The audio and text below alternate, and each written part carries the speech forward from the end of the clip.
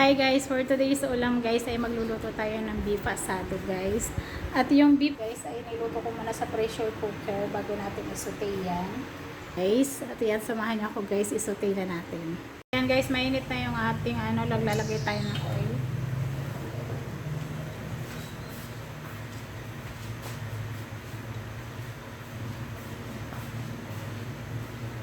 Gisa na natin guys yung ating bawang.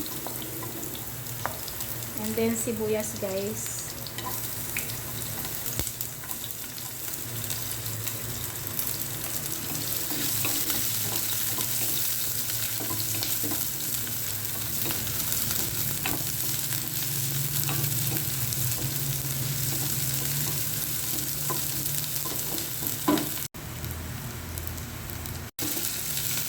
Ayan, ilagay na natin yung kamatis guys.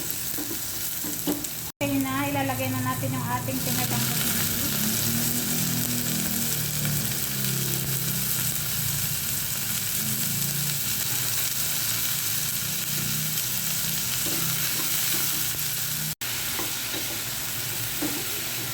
Guys, mag-add na tayo ng ibang sangkap. Maglalagay tayo ng black pepper.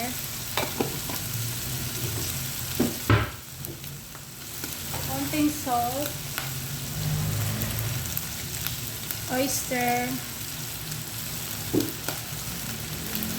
Konting soy sauce.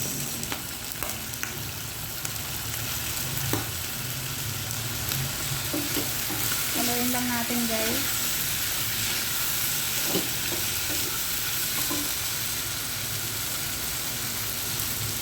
Ayan guys, i-add natin yung ating laurel. And then mag-add din tayo guys ng konting ketchup.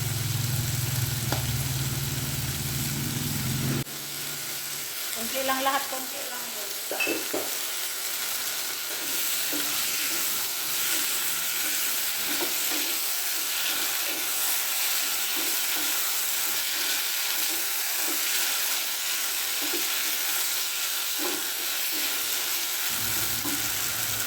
Now guys, i-add na natin yung ating pinakuluan sa baka guys. Yan.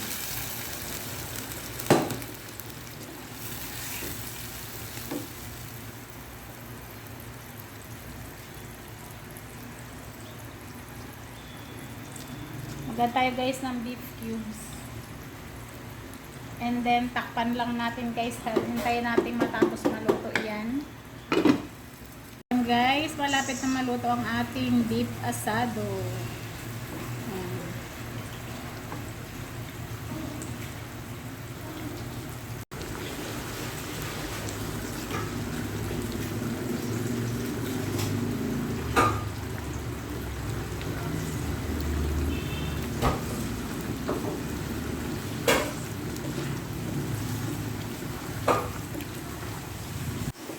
Ito na guys, yung finished product ng ating asado.